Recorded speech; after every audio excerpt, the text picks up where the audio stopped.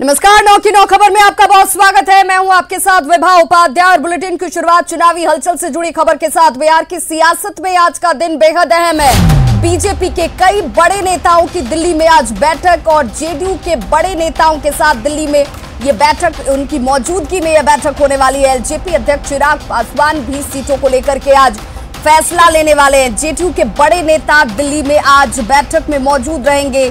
साथ ही साथ एलजेपी अध्यक्ष चिराग पासवान भी सीटों को लेकर आज फैसला लेने वाले हैं। दिल्ली में कांग्रेस स्क्रीनिंग कमेटी की भी आज बैठक है और इस बैठक में शामिल होने के लिए आपको बताते चले सदानंद सिंह वहां पर पहुंचने वाले हैं। आरजेडी नेताओं की तरफ से भी प्रत्याशियों को लेकर के तस्वीर साफ हो सकती है। बिहार की सियासत के लिए आज का दिन बेहद खास।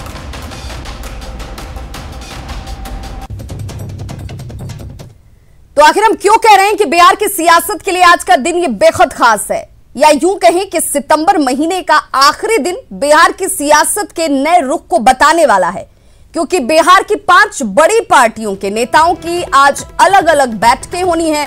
और इतना ही नहीं, सीटों को लेकर भी आज का दिन बेहद अहम हो जाता है, क्योंकि दिल्ली से लेकर पटना और रांची तक हलचल तेज होती हुई। तो कांग्रेस स्क्रीनिंग कमेटी की बैठक, बीजेपी के कई नेताओं की बैठक, जेडीयू के नेता बैठक करने वाले हैं और चिराग भी सीटों को लेकर फैसला ले सकते हैं। ये आज के दिन की हलचल दिन भर रहने वाली है। और चूंकि बिहार विधानसभा चुनाव और इस चुनाव के मद्देनजर अब तक सीट शेयरिंग का फॉर्मूला सामने नहीं है, लेकिन आज का यह दिन बेहद निर्णायक साबित होने वाला है। तो सीट शेयरिंग को लेकर आज एनडीए के लिए बेहद अहम दिन है। बीजेपी के कई नेताओं को दिल्ली तलब किया गया है। संजय जायसवाल और नागेंद्र दिल्ली पहुंच चुके हैं। वहीं सुशील कुमार मोदी और मंगल पांडे भी आज दिल्ली रवाना हो रहे हैं। साथ ही जेडीयू नेता ललन सिंह भी आज दिल्ली जा रहे हैं। दोनों दलों के नेताओं के बीच आज सीटों को लेकर के फाइनल बातचीत दिल्ली में होने वाली है। और खबर यह भी है कि चिराग पासवान से भी बातचीत हो सकती है। एलजेपी के सभी नेता भी दिल्ली में ही मौजूद हैं और यह उम्मीद जाहिर की जा रही है कि दोपहर तक चिराग पार्टी नेताओं को अपना फैसला सुना सकते हैं, क्योंकि उन्हें इसके लिए अधिकृत किया गया है।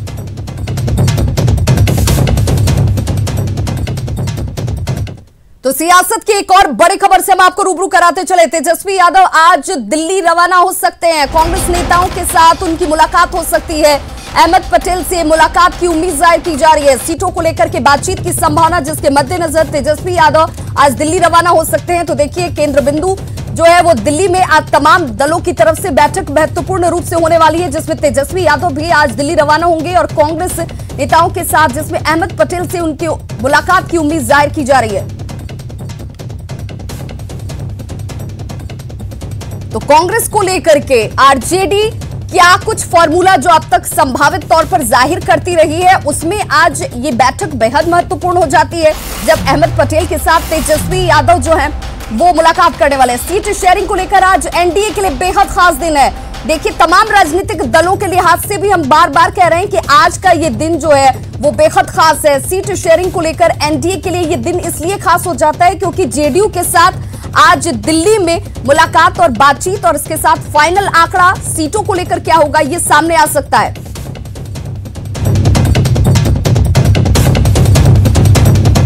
और हमारे सहयोगी आनंद अमृतराज हमारे साथ इस वक्त सीधे लाइव जुड़ गए। आनंद, आज का दिन यूं कह सकते हैं कि सीट शेयरिंग से लेकर तमाम गतिरोधों को दूर करने वाला होगा। यह बैठक कई मायनों में एनडीए के लिए बेहद खास हो जाएगी।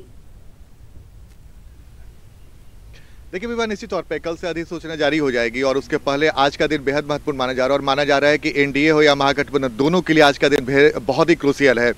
और एनडीए के तमाम बड़े नेता, मैं आपको अपडेट कर दूं कि सुशील मोदी और मंगल पांडे आपसे कुछ देर पहले दिल्ली के लिए रवाना हो गए। मुकेश सहनी भी, जो महागठबंधन के आरजेडी के सहयोगी हैं, वो भी दिल्ली रवाना हो गए हैं। और एनडीए की तरफ से जेडीयू के बारे में जानकारी मिली है कि ललन सिंह, जो प्रमुख रणनीतिकार माने जाते हैं जेडीयू के, वो भी दिल्ली जाने वाले। लेकिन फिलहाल जो जानकारी मिली है कि 10 बजे चुनाव आयोग के साथ जेडीयू की जो टीम मुलाकात करेगी, उस मुलाकात में वो शामिल होंगे, उसके बाद दिल्ली जा सकते हैं। तो आज का दिन एनडीए के लिए बेहद महत्वपूर्ण है और ये माना जा रहा है कि सीट शेयरिंग को लेकर जो तमाम तरह की जीत की बात सामने आ रही थी, वो जीत बहुत जल्दी दूर हो जाएगा। खासकर लोजपा के स्टैंड को लेकर के इस बैठक में कितना महत्वपूर्ण बातचीत रह सकता है, या चिराग को दरकिनार करके सिर्फ और सिर्फ जेडीयू और एनडीए यानी कि बीजेपी के बीच ये बातचीत होनी है? देखिए विभा, एक खबर ये भी आ रही है कि चिराग पासवान का अगर अड़ियल रवैया रहा तो जेडीयू और बीजेपी अपने कोटे की सीट की घोषणा कर सकता है आज फर्स्ट पेज में देर शाम तक। जो प्रदेश कार्यकारी अध्यक्ष अशोक चौधरी, उनसे जब हमने कुछ देर पहले बातचीत की थी तो उन्होंने भी इशारा किया कि गठबंधन में तमाम तरह की बातें जो सामने आ रही है वो बहुत जल्द ठीक हो जाएगा। हमने लोजपा के बारे में सवाल किया तो बोले कि वो बीजेपी उनसे देख रही है, लेकिन हमारा बीजेपी के साथ अंडरस्टैंडिंग बहुत अच्छे तरीके से है और सब कुछ ठीक रहा तो आज देर शाम तक सीटों की घोषणा की जा सकती है। तो जेडीयू अपने तरफ से बीजेपी को लेकर एकदम बेफिक्र नजर आ रहा है। बीजेपी को लोजपा को मनाने की जिम्मेदारी दी गई है। अब बीजेपी लोजपा को कैसे मना सकता है? जो सोर्स बता रहे हैं कि दोपहर तक चिराग पासवान अपना स्टैंड क्लियर कर सकते हैं। अगर ऐसी परिस्थितियां होती है चिराग पासवान के बारे में इस मुलाकात से पहले चिराग पासवान अपने स्टैंड को क्लियर कर देंगे? अगर उनका स्टैंड इससे पहले क्लियर हो जाता है तो ये जाहिर हो जाएगा कि क्या वो उनको मना लिया गया है बीजेपी की तरफ से और वो एनडीए का हिस्सा ही रहते हैं, या फिर वो अपनी एक अलग राह जिसको लेकर के लगातार चर्चाएं की जा रही है वो सामने आ सकती है। हमारे सहयोगी संजय हमारे साथ इस वक्त रांची से जुड़ गए लाइव। संजय, आपसे भी जानना चाहेंगे क्योंकि आज सिर्फ एनडीए के लिहाज से नहीं, महागठबंधन के लिहाज से भी बेहद महत्वपूर्ण है और पूरा का पूरा फोकस जो है वो केली बंगले पर जाकर के आरजेडी के लिहाज से शिफ्ट हो जाता है। ऐसे में तेजस्वी यादव दिल्ली रवाना होने वाले आज किस तरह की हलचल वहां पर इस वक्त नजर आती है, क्योंकि फाइनल डिसीजन तो लालू प्रसाद ही लेते हैं।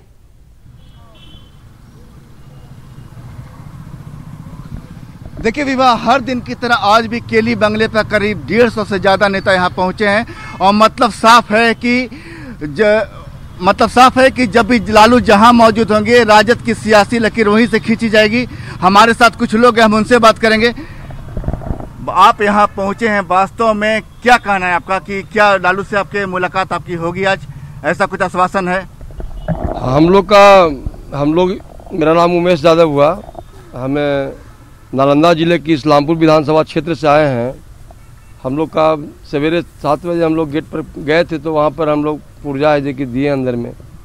अभी तक कोई अंदर से कोई सूचना नहीं मिली है। चलिए आप बताइए, किस विधानसभा क्षेत्र से आप आए हैं? हम इस्लामपुर विधानसभा से आए हैं। इस्लामपुर से जी। खुद भी टिकट के दावेदार हैं आप? नहीं, टिकट के दावेदार हम लोग रांची आए थे, पता चला कि लालू यादव यहीं हैं तो सोचे कि गेट पर थोड़ा सा दर्शन कर लें, लेकिन नहीं मिल रहे हैं। नहीं मिले। आप क्या कहें? हम लोग इस्लामपुर विधानसभा से आए हैं, आए हुए थे रांची में, सोचे मिल लेते हैं। और नेता भी हम उनसे बात करेंगे। नेता जी नहीं करना है। अरे हम लोग हॉस्पिटल में, रिम्स हॉस्पिटल में है।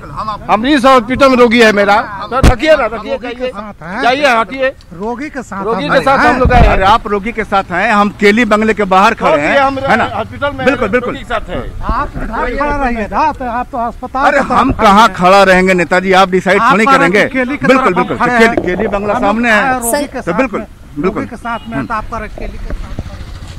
आप देख रहे हैं कि जैसे हम नेताओं के करीब जा रहे हैं, सोशल डिस्टेंसिंग की तरफ बढ़ती जा रही है। संजय, सियासी गर्मी और उस गर्मी का असर भी समझ में आता है। जो नेता यहाँ पर पहुंचते हैं बड़ी आस के साथ, हालांकि कैमरे के सामने वो ये जाहिर नहीं करना चाहते, वो यही कहना चाहते हैं कि देखिए हम सिर्फ हमारी इच्छा है, हम लालू प्रसाद से मुलाकात करने के लिए यहाँ पर पहुंचते हैं। ये कोशिश ये की जाती है कि हम यहाँ पर पहुंचकर अपनी उपस्थिति दर्ज कर पाए, लेकिन उसके पीछे की चाहत क्या है, मनसा क्या है, ये जग जाहिर है, सभी को पता है। हमारे सहयोगी विनीत भी हमारे साथ इस वक्त दिल्ली से लाइव जुड़ गए हैं। विनीत, अगर दिल्ली की बात की जाए तो आज सभी पार्टियों के लिए ये सेंटर पॉइंट है। आज यहीं पर सारी गतिविधियां तय होनी है और फाइनल फॉर्मूला तय होना है, चाहे वो एनडीए के लिहाज से हो, महागठबंधन के लिहाज से हो। किस तरह की हलचल आप दिल्ली में इस वक्त देख पा रहे हैं? आज ये निश्चित तौर पर विवाह मैं आपको बताना चाहूंगा कि अगर हम दिल्ली की बात करें तो यहाँ पर सीट को लेकर के फॉर्मूला जो है वो तय हो जाएगा। अगर हम एनडीए के बारे में बात करें तो एलजेपी को लेकर के जो मामला फंसा हुआ है उसको लेकर के यहाँ पर बात होगी। यहाँ पर जिस तरह से चिराग पासवान जो है वो लगातार बात कर रहे हैं, वो यह कह रहे हैं कि उन्हें अधिक से अधिक सीट चाहिए या फिर वो अकेले 141 सीटों पर लड़ने की बात कर रहे हैं। तो साफ तौर पर एनडीए को लेकर के भी जो कवायद है वो भी शुरू हो जाएगा। माना यह जा रहा है कि जिस तरह से सुशील मोदी या मंगल पांडे जो है वो यहाँ पर आएंगे और वो जिस तरह से बीजेपी के मंगल पांडे की रवानगी हो चुकी है, वो पटना से रवाना हो चुके हैं दिल्ली के लिए। संजय जायसवाल, नागेंद्र ये दिल्ली पहुंचे हुए हैं, एलजेपी के तमाम नेता जो हैं वो वहां पर मौजूद हैं। तो ये बैठक कब से शुरू होनी है जिसमें ये तस्वीर खुलकर साफ हो जाएगी आज की कितनी सीटों पर कौन उतर रहा है और कहां से किस कैंडिडेट को टिकट दिया जा रहा है? जी निश्चित तौर पर मैं आपको बताना चाहूंगा कि ये जो बैठकें होंगी वो छोटे छोटे बैठकें होंगी, 2-3 लोगों की यह बैठकें होंगी। इसकी कोई समय सीमा निर्धारित अभी नहीं की गई है, लेकिन हम इसके अपडेट जो है वो लगातार देते रहेंगे। लेकिन जो हमारी जानकारी मिल रही है कि इसको लेकर के जो औपचारिक घोषणा है वो जल्द से जल्द हो जाएगी। इसके साथ ही साथ मैं आपको बताना चाहूंगा कि अगर हम आरजेडी के बारे में बात करें या फिर महागठबंधन के बारे में बात करें तो वहां पर भी सीटों को फॉर्मूला को लेकर के आज बैठक होनी है। मैं आपको बताना चाहूंगा कि कांग्रेस भी कहीं ना कहीं आरजेडी के रवैये से परेशान है और आज कांग्रेस की स्क्रीनिंग कमेटी की बैठक होगी जिसमें कांग्रेस के तमाम बड़े नेता रहेंगे, वो भी गठबंधन का फॉर्मूला तय करेंगे। मैं आपको बताना चाहूंगा कि आरजेडी जिस तरह से कांग्रेस को लगातार अल्टीमेटम देता जा रहा है और वह यह कह रहा है कि जल्द से जल्द सीट शेयरिंग का फॉर्मूला तय हो, तो निश्चित तौर पर आज दिल्ली के बारे में बात करें तो दिल्ली के लेकर के आज बड़ा दिन है और दोनों ही में, चाहे वो सत्ताधारी पक्ष हो, एनडीए हो या फिर विपक्ष में पार्टियां महागठबंधन हो, उनको सीट शेयरिंग को लेकर के फैसला होना है और इसको लेकर के जो बैठकें होती है के बीच में बातचीत होनी है। जिस तरह की खबरें हमने अपने दर्शकों को दिखाई हैं कि उन दोनों के बीच में ही बातचीत होनी है, तो स्क्रीनिंग कमेटी की बैठक के बाद क्या इन लोगों की मुलाकात होनी है या ये मुलाकात पहले होने वाली है?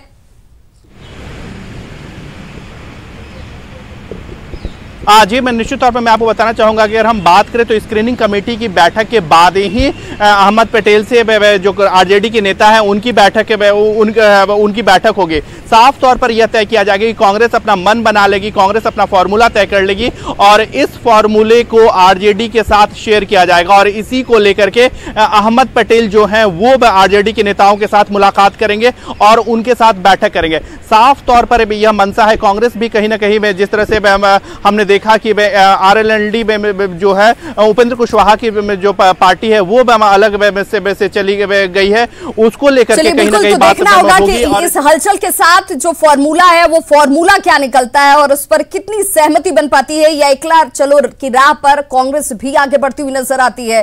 फिलहाल तमाम जानकारी के लिए विनीत आपका, आनंद आपका भी और संजय सिन्हा आपका भी बहुत बहुत शुक्रिया। रुक करेंगे दूसरी खबर का। बिहार के सुपर कॉप रहे गुप्तेश्वर पांडे वीआरएस लेने के बाद जेडीयू ज्वाइन कर सियासत में कदम रख चुके हैं। उनके बक्सर विधानसभा क्षेत्र से चुनाव लड़ने की चर्चा भी अब जोरों पर है और ऐसे में न्यूज 18 की टीम उनके गांव गिरुआ बांध पहुंची और लोगों से यह जानने की कोशिश की कि बतौर जनप्रतिनिधि वे कितने बेहतर नेता हो सकते हैं।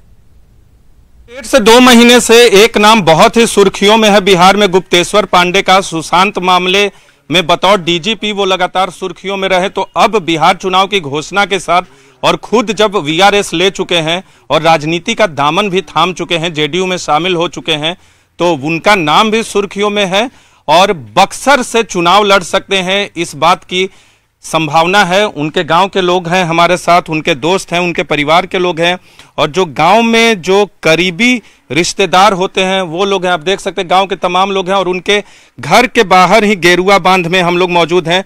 बक्सर जिले में आता है और उनके गांव के बारे में गांववासी कहते हैं, जो परिवार के लोग कहते हैं कि गेरुआ बांध को कहा जाता है मिनी पंजाब। मिनी पंजाब क्यों कहा जाता है, पहले तो ये बता दीजिए। जी, हम लोग बहुत पहले से ही पारंपरिक खेती करते आ रहे हैं।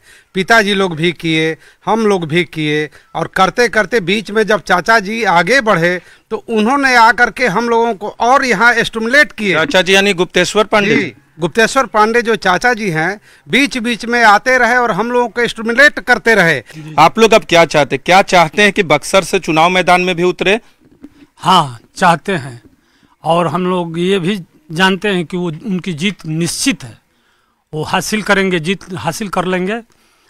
कर्मठ और काम करने वाले वो विधायक के रूप में उभरेंगे, काम करने वाले विधायक के तौर पे उभरेंगे। लेकिन जो जिस तरह से सुर्खियों में रहे हाल के दिनों में, आपको लगता है कि डीजीपी तक पहुंचे, राजनीति में कोई मुकाम हासिल करेंगे, राजनीति में जो जरूरतें होती हैं एक जनप्रतिनिधि की वो पूरा कर पाएंगे? और बक्सर से ही क्यों चाहते हैं आप लोग?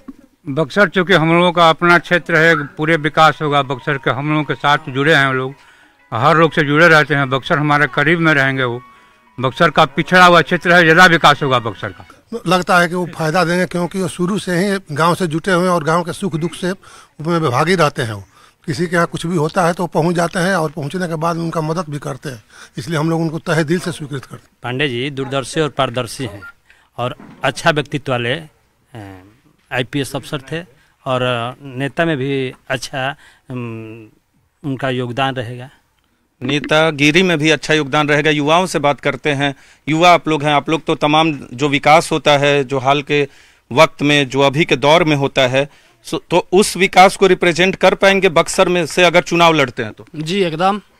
एक आईपीएस अधिकारी से वो बीआरसी ले चुके हैं और शिक्षित हैं। ऐसे व्यक्ति को हमारे बिहार में राजनीति में पैर रखना चाहिए।